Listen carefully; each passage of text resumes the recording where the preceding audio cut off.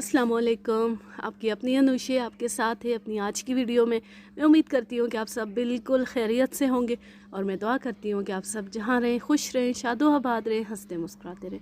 मेरी वीडियोस को देखते रहें, उन्हें लाइक करते रहें और अगर आप मेरे चैनल पे न्यू हैं, आपने इसे सब्सक्राइब नहीं किया हुआ तो इसे सब्सक्राइब कर लें।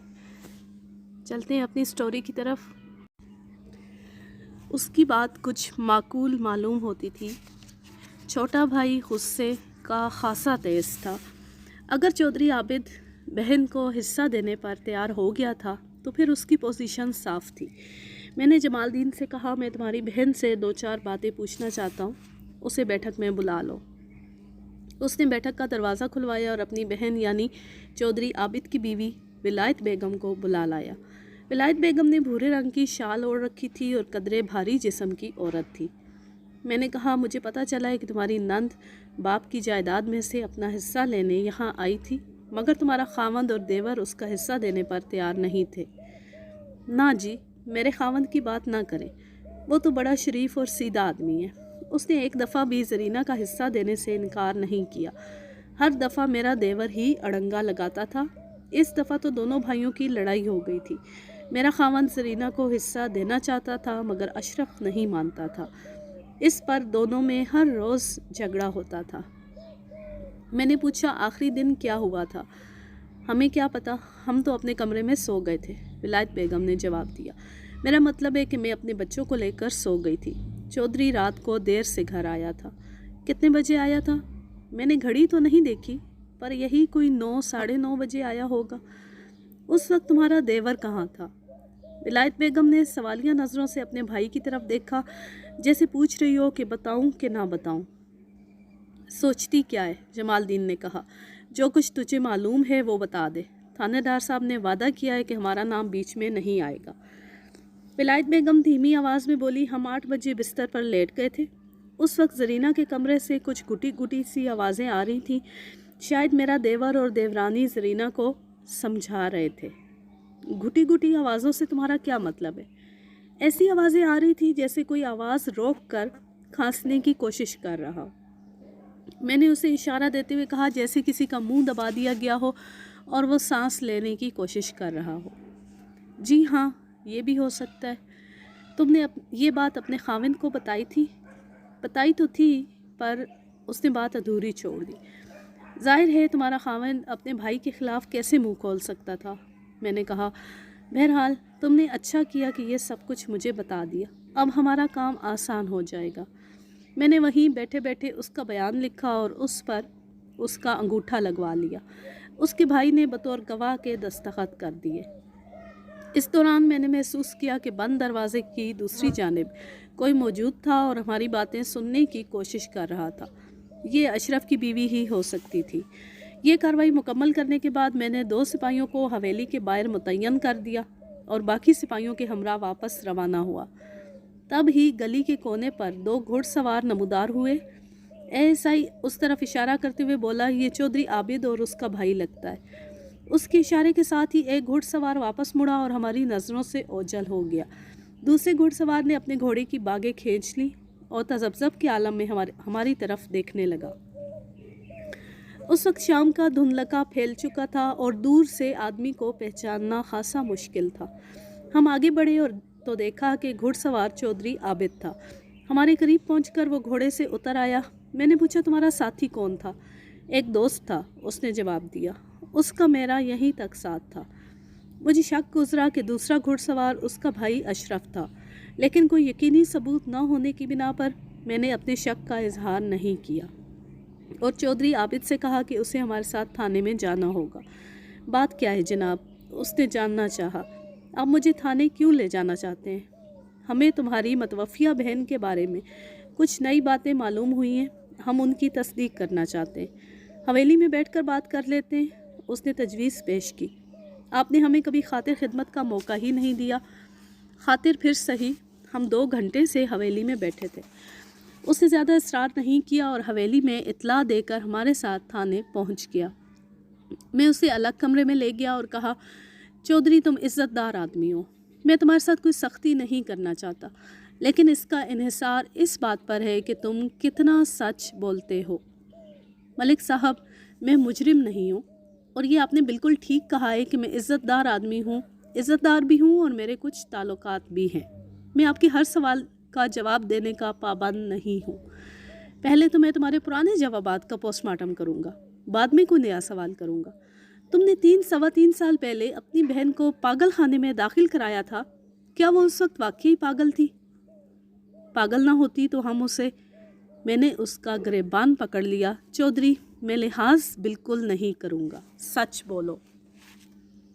मैं सच बोल रहा हूँ, जरीना वाकई पागल थी। जब तुम उसे पागल खाने में दाखिल कराने गए थे तो तुम्हारे साथ तुम्हारा बाप भी था।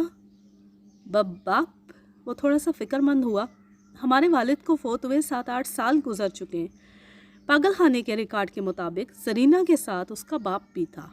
वो बुढ़ा कौन था जिसे तुम अपना बाप बनाकर साथ ले गए थे? वो मेरा ससुर था। पागल खाने वालों ने गलती से उसे मेरा बाप समझ लिया होगा। चौधरी, तुम्हारी मासूम बहन पागल नहीं थी, तुम दोनों भाई पागल हो गए थे। थोड़ी सी जायदाद ने तुम दोनों को पागल कर दिया था। ये बताओ कि जरीना कितना अरसा पागल खाने में रही थी? यही कोई 3 साल। मैंने एक ज़ोरदार थप्पड़ उसके मुंह पर मारा। सच बोलो, झूठ बोलने का वक्त गुजर चुका है। तुमने कहा था कि जरीना पर पागल खाने में मुजरिमाना हमला किया गया था, जिसकी वजह से वो हामिला हुई और उसे बदनामी के खौफ से खुदकशी कर ली। तुम्हें अपनी बहन पर बहतान लगाते हुए शर्म ना आई? मैंने अंदाज़ा लगाया था। मैंने एक और थप्पड़ रसीद किया। उसकी पगड़ी खुलकर गले में आ गई। मैंने बाएं हाथ से उसकी पगड़ी के दोनों लड़ पकड़ लिए और कहा, क्या जरीना ने तुम्हें यह नहीं बताया था कि उसने एक ख़ानदानी आदमी से शादी कर ली है और बाइज़्ज़त ज़िंदगी गुजार रही है? साथ ही मैंने दायां हाथ बुलंद किया। सच बोलना, वरना आज मैं तुम्हारा लिहाज नहीं करूँगा। तुम लोगों ने जायदाद की हवस में अपनी बहन को कत्ल भी किया और साथ उस बच्चे को भी जो उसके पेट में परवरिश पा रहा था। सच बोलो। उसे जवाब देने में तामल किया। जरीना का शोहर इफ्तिखार लोधी आज ही यहाँ पहुँचा है। वो एक बाअसर और दौलतमंद ख़ानदान का फ़र्द है। मैंने मज़ीद कहा, वो तुम दोनों भाइयों की तलाश में है। उसके चेहरे पर खौफ सा उतर आया। बोला, जरीना ने अपनी शादी के बारे में बताया था, लेकिन हमारे यहाँ इस किस्म की शादी को अच्छा नहीं समझा जाता, इसलिए हमने ये बात छुपाई थी। मैंने उसकी पसलियों में घोंसा मारा। तुम्हारी बरादरी में बहनों के हिस्से की जायदाद को ग़स्ब कर लेना अच्छा समझा जाता है। बहनों की तालीम में रखना डालना अच्छा समझा जाता है। जायदाद की वजह से बहनों को घर में बिठाए रखना अच्छा समझा जाता है। अच्छी भली बहनों को पागल खाने में दाखिल करा देना अच्छा समझा जाता है। तो अपनी बहन को कूड़ा समझकर बाहर फेंक आए थे। वो शादी ना करती तो क्या करती? कोठे पर बैठकर तुम्हारी इज़्ज़त नीलाम करती? मलिक साहब, हमें अपनी गलतियों का एहसास है। गलतियाँ नहीं हैं, ये जराइम हैं, जराइम।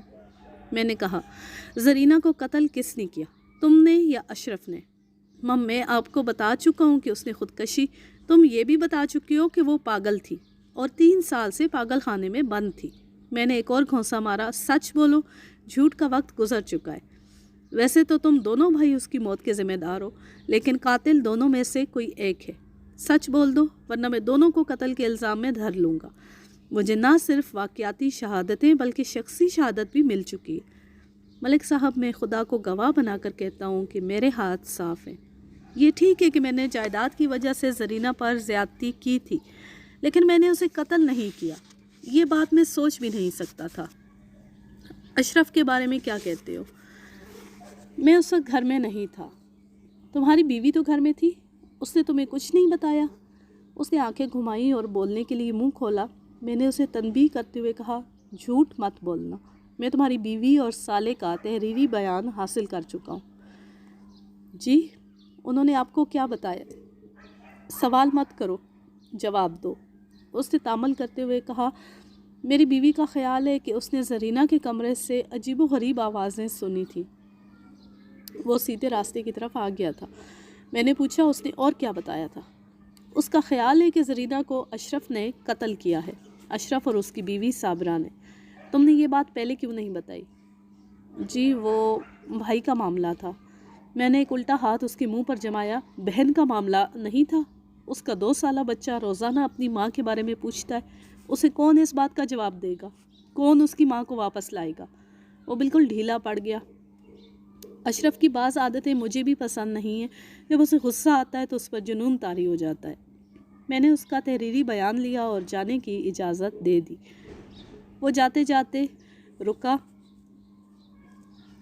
اور پوچھا افتخار لودھی کہاں ٹھہرا ہوا ہے؟ میں اس بارے میں کچھ نہیں جانتا، میں نے کہا. اور دیکھو اشرف کو ابھی کچھ نہ بتانا. وہ سر ہلاتا ہوا رخصت ہو گیا. اس کا چہرہ بتا رہا تھا کہ وہ بہت غصے میں تھا اور غالباً بھائی پر غصہ نکالنا چاہتا تھا. مجھے پہلی خبر یہ ملی کہ اشرف نے اپنے بڑے بھائی کو قتل اور اس کی بیوی کو زخمی کر دیا تھا. یہ واقعہ رات کے 2-2:30 بجے پیش آیا تھا. شور سن کر محلے کے لوگ جمع ہو گئے تھے جنہوں نے اشرف کو پکڑ کر خون آلود خنجر سمیت تھانے پہنچا دیا تھا اور اب وہ حوالات میں بند تھا. میں فوراً جائے وقوع پر پہنچا، ضابطے کی کارروائی مکمل کی، گواہوں کے بیانات قلم بند کیے اور لاش کو پوسٹ مارٹم کے لیے بھجوانے کے بعد واپس تھانے پہنچ گیا. اشرف ساری رات کا جاگا ہوا تھا اور نہایت شکستہ حالت میں تھا. میں نے اسے اپنے کمرے میں بلا کر کہا، بہن کو قتل کرنے کے بعد تمہارا دماغ ٹھکانے پر نہیں آیا تھا؟ وہ دائیں بائیں سر ہلاتے ہوئے بولا، اگر میں نے بہن کو قتل کیا ہوتا تو بھائی کو کبھی قتل نہ کرتا. اوئے، اس بات کا مطلب کیا ہے؟ مطلب یہ ہے جی کہ اگر میں نے زرینہ کو قتل کیا ہوتا تو بھابھی اور اس کے بھائی جمال دین کے الزام پر چپ رہتا اور ان کو بھی چپ رکھنے کی کوشش کرتا. مجھے غصہ اس بات پر آیا کہ ان لوگوں نے مجھ پر جھوٹا الزام لگایا. جھوٹا الزام؟ یہ ساری سازش اس کتے جمال دین کی ہے. وہ میرے ہاتھ سے بچ گیا، لیکن جائے گا کہاں؟ اگر میری ایک دن کے لیے بھی ضمانت ہو گئی تو میں اس کے ٹکڑے ٹکڑے کر دوں گا، پھر خود ہی آپ کے پاس حاضر ہو جاؤں گا. چودھری عابد کے قتل کی تفصیل کچھ یوں ہے کہ جب وہ گھر پہنچا تو اس وقت اشرف کا اپنی بھابھی اور اس کے بھائی جمال دین سے جھگڑا ہو رہا تھا. چودھری عابد بھی اس جھگڑے میں شریک ہو گیا اور اپنی بیوی اور سالے کی طرفداری کرنے لگا. بات لمبی ہوتی چلی گئی، یہاں تک کہ آدھی رات سے زیادہ گزر گئی. پھر جمال دین کے منہ سے کوئی ایسی بات نکل گئی جس سے اشرف کو طیش آ گیا. وہ اندر سے خنجر نکال لایا اور جمال دین پر حملہ آور ہوا. ولایت بیگم دونوں کے بیچ میں آ گئی اور زخمی ہو گئی. چودھری عابد بیوی کو زخمی ہوتے دیکھ کر بھائی پر چڑھ دوڑا اور بولا، بہن کو قتل کرنے کے بعد اب میری بیوی کو بھی قتل کرنا چاہتے ہو؟ یہ سن کر اشرف بالکل آپے سے باہر ہو گیا اور خنجر کے پے در پے وار کر کے بھائی کو ڈھیر کر دیا. جمال دین نے باہر نکل کر شور مچا دیا. لوگ گھروں سے نکل آئے اور اشرف کو قابو کر کے تھانے پہنچا دیا. میں نے اشرف سے کہا، تمہارے بھائی نے گزشتہ رات یہ بیان دیا تھا کہ زرینہ کی موت کے وقت وہ حویلی میں موجود نہیں تھا. تم کہتے ہو کہ تم نے زرینہ کو قتل نہیں کیا، تو پھر اس کو کس نے قتل کیا؟ قتل کس نے کرنا تھا؟ اس نے خودکشی کی تھی. خودکشی والی بات غلط ثابت ہو چکی ہے. اس بات کو غلط ثابت کرنے کے لیے ایک ہی دلیل کافی ہے. زرینہ کا قد 5 فٹ 2 انچ تھا. اگر وہ پیٹی پر رکھی ہوئی کرسی پر پنجوں کے بل کھڑی ہو کر ہاتھ بلند کرتی تو چھت کا شتیر اس کی پہنچ سے 1 فٹ دور ہوتا. کہنے کا مطلب یہ ہے کہ وہ شتیر پر رسی نہیں باندھ سکتی تھی. اس کے علاوہ ہمیں کمرے میں کوئی ایسی چیز نہیں ملی جو فاصلہ کم کرنے یا رسی شتیر کے اوپر سے گزارنے میں مددگار ثابت ہو سکتی. قد تو میرا بھی اتنا زیادہ نہیں ہے، صرف 5 فٹ 7 انچ ہے. قاتل کے قد کی کمی سے کوئی فرق نہیں پڑتا. میں نے کہا، ہو سکتا ہے کہ تم نے رسی کو شتیر کے اوپر سے گزارنے کے لیے کوئی چھڑی استعمال کی ہو جسے بعد میں باہر پھینک دیا ہو. وہ چند لمحے سر جھکائے کھڑا رہا، پھر اچانک اس نے ایک ایسی بات کہی جو غیر معمولی طور پر معقول تھی. اس نے کہا، تھانے دار صاحب، اگر میں نے چھڑی استعمال کی ہوتی تو مجھے اپنی بہن کے قد کی کمی کا خاص طور پر احساس ہوتا اور میں آپ کو دھوکہ دینے کے لیے چھڑی کمرے میں ہی ڈال دیتا. اگر زرینہ کو قتل کیا گیا ہے تو یہ کسی ایسے شخص کا کام ہے جس کا اپنا قد لمبا ہے، جسے اپنے قد کی لمبائی کی وجہ سے زرینہ کے چھوٹے قد کا خیال نہیں رہا. اس کی بات نے مجھے بہت کچھ سوچنے پر مجبور کر دیا. ملک صاحب، اگر میں نے اپنی بہن کو قتل کیا ہوتا تو کم از کم اس وقت ضرور اقبال جرم کر لیتا. اس نے مزید کہا، مجھے 2 دفعہ تو پھانسی پر نہیں لٹکایا جا سکتا. میں نے کہا، جس وقت تمہاری بہن کو قتل کیا گیا اس وقت تم گھر میں موجود تھے، کیا تم نے کوئی آواز نہیں سنی؟ ہم جلدی سو گئے تھے. جلدی سو گئے تھے؟ لیکن تمہاری بھابھی کا کہنا ہے کہ تم زرینہ کے کمرے میں تھے اور ادھر سے کچھ مشکوک آوازیں بھی آ رہی تھی. یہ ساری آگ اسی کی لگائی ہوئی ہے جی. اس عورت نے ہمارا گھر برباد کر دیا. اس کام میں اس کا بھائی بھی شامل ہے۔ اس رات میری زرینہ سے کوئی بات نہیں ہوئی تھی، بلکہ جب ہم بستر پر لیٹے تھے تو اس وقت زرینہ بھابھی کے کمرے میں تھی اور وہاں جمال الدین بھی موجود تھا۔ میرے ذہن میں شک سا پیدا ہوا، کیا تمہیں پورا یقین ہے کہ اس وقت جمال الدین گھر میں ہی تھا؟ بالکل جناب، یہ شخص تو سارا دن ہماری حویلی میں گھسا رہتا ہے۔ اس نے ہماری زمینیں پٹے پر لے رکھی ہیں۔ ہماری 2 مربع زمین ویران پڑی تھی، جمال الدین نے محنت کر کے اس زمین کو قابل کاشت بنا لیا ہے۔ بھائی اس 2 مربع زمین کا اس سے کوئی حصہ نہیں لیتا تھا۔ جمال الدین نے تو بتایا تھا کہ تم نے زمین کا بٹوارا کر لیا تھا۔ بکواس کرتا ہے جی، ہماری زمین اکٹھی ہے۔ کیا یہ سچ ہے کہ تمہارا بھائی زرینہ کو حصہ دینے پر تیار ہو گیا تھا؟ تیار تو میں بھی ہو گیا تھا، لیکن زیادہ مخالفت میری بھابھی ہی کر رہی تھی، کیونکہ زرینہ کو حصہ دینے سے اس کے بھائی کا زیادہ نقصان ہوتا۔ کیا مطلب؟ زرینہ کے حصے میں تقریباً 2 مربع آتے۔ ہم نے سوچا تھا کہ اگر زرینہ کو حصہ دینا ضروری ہو گیا تو وہ 2 مربع دے دیں گے جو جمال الدین کے استعمال میں تھے۔ ان 2 مربعوں سے ہمیں ویسے بھی کچھ نہیں مل رہا تھا۔ یہ بات سن کر میں چونکا۔ میں نے پوچھا، جمال الدین کا قد کتنا ہے؟ 6 فٹ سے 2-3 انچ زیادہ ہی ہوگا، اس نے جواب دیا۔ پھر چونک کر بولا، یقیناً یہی بات ہے، یہ سارا کیا دھرا جمال الدین کا ہے۔ جمال الدین بڑی مشکل سے ہاتھ آیا تھا۔ ہم نے پورے 5 روز تک اس کی تلاش میں چھاپے مارے، تب کہیں جا کر وہ ہمارے ہاتھ آیا۔ میں اسے پوچھ گچھ والے کمرے میں لے گیا اور دوستانہ انداز میں پوچھا، جمال الدین تم کہاں غائب ہو گئے تھے؟ میں جی چودھری اشرف کے ڈر سے چھپ گیا تھا، اس نے مجھے قتل کی دھمکی دی تھی۔ اشرف تو 5 روز سے حوالات میں بند ہے۔ اس نے میرے دوستانہ انداز کا غلط مطلب لیا، ہنس کر بولا، ملک صاحب آپ تو رات کو گھر جا کر سو جاتے ہیں، آپ کے کارندے حوالاتیوں سے رشوت لے کر انہیں 2-4 گھنٹے کی چھٹی بھی دے دیتے ہیں۔ حوالاتی رات کے 1 بجے باہر نکلا، ادھر ادھر گھوما پھرا اور 2 بجے پھر حوالات میں واپس۔ ابھی اس کی بات پوری بھی نہیں ہوئی تھی کہ میں نے اس کے منہ پر الٹے ہاتھ کا تھپڑ رسید کیا۔ وہ بلبلا اٹھا، میں مر گیا، ہائے میں مر گیا، ہائے ہائے ہائے۔ ملک صاحب یہ کیا کر رہے ہیں آپ؟ ہم پر الزام لگا رہے ہو؟ میں نے دوبارہ ہاتھ اٹھایا۔ میری توبہ جی، میرے بڑوں کی بھی توبہ، میں آئندہ ایسی بات منہ سے نہیں نکالوں گا۔ میں نے اسے گریبان سے پکڑ کر اپنی طرف کھینچا۔ زرینہ کو کس نے قتل کیا تھا؟ چودھری اشرف نے جی۔ تمہیں کیسے پتہ چلا؟ میری بہن نے بتایا تھا۔ تمہاری بہن کو کیسے پتہ چلا؟ آپ اس کا بیان سن چکے ہیں۔ جمال الدین، تم پر اور تمہاری بہن پر بہت برا وقت آ گیا۔ ولایت بیگم حوالات کی 1 رات بھی برداشت نہیں کر سکے گی۔ کیا ارادہ ہے تمہارا؟ اس کو بھی یہاں لے آئیں یا تم ہی سب کچھ بتا دو گے؟ سرکار میں آپ کو سب کچھ بتا چکا ہوں، وہ گڑ گڑانے لگا۔ ولایت بیگم کے چھوٹے چھوٹے بچے، اس کو تھانے میں نہ بلوائیں۔ زرینہ کا بھی ایک چھوٹا سا بچہ ہے۔ اگر ولایت بیگم کو تھانے سے دور رکھنا چاہتے ہو تو سچ بولنا شروع کر دو۔ میں بے گناہ ہوں جی، اس نے رونا شروع کر دیا، بے قصور ہوں، مجھ پر رحم کرو۔ میں نے اسے حوالات میں بھجوا دیا۔ وہ قتل کا ملزم تھا اور قتل کے ملزم اتنی آسانی سے ایک بالغ جرم نہیں کیا کرتے۔ واپس جاؤ، میں نے ولایت بیگم کو سنانے کے لیے کہا، یہ ابھی ادھر ہی رہے گی۔ ولایت بیگم گھبرا گئی، کیوں جی، میں ادھر کیوں رہوں گی؟ قاتل اور مجرم تھانے میں ہی رہا کرتے ہیں۔ وہ جلدی سے اٹھ کر اپنی ساتھی عورتوں کی طرف لپکی، میں تو ادھر نہیں رہوں گی، مجھے اپنے ساتھ ہی لے چلو۔ یہ لوگ مجھے دھوکے سے یہاں لے آئے، کہہ رہے تھے کہ جمال الدین نے بلایا ہے، اس کی بات سن کر واپس چلی جانا۔ میں نے ایک حوالدار کو اشارہ کیا جو اس کے قریب جا ٹھہرا، پھر ولایت بیگم سے کہا، بی بی یہ تھانہ ہے، یہاں نہ کوئی اپنی مرضی سے آتا ہے اور نہ اپنی مرضی سے جاتا ہے، ہمیں سختی پر مجبور نہ کرو۔ اس نے رونا پیٹنا شروع کر دیا اور وہیں پر پسر گئی۔ حوالدار نے اسے بازو سے پکڑا اور کھینچ کر اندر پہنچا دیا۔ وہ اور زیادہ زور زور سے شور مچانے لگی۔ میں نے حوالدار سے کہا، تم ادھر ہی کھڑے رہو، جب یہ تھک جائے تو مجھے بلا لینا۔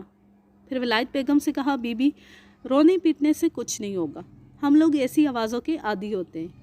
وہ خاموش نہیں ہوئی۔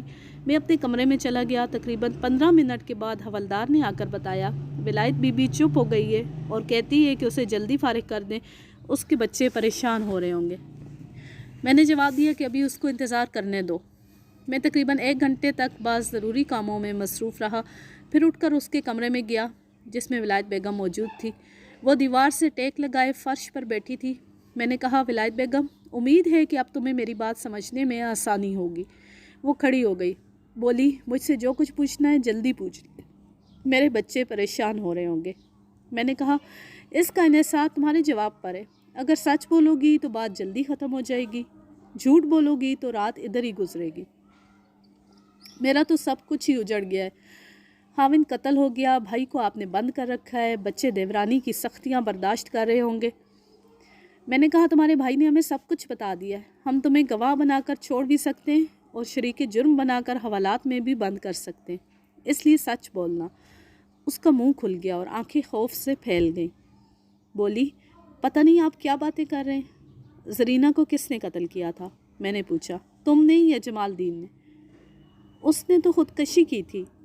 اسے چھت پر کس نے لٹکایا تھا؟ شتیر پر رسی کس نے باندھی تھی؟ یہ سب کچھ اس نے خود ہی کیا ہوگا۔ نہیں، وہ شتیر پر رسی نہیں باندھ سکتی تھی، اس کا قد چھوٹا تھا۔ کرسی پر کھڑا ہونے کے باوجود اس کا ہاتھ شتیر تک نہیں پہنچ سکتا تھا۔ ہم نے ساری پیمائش کر لی ہے۔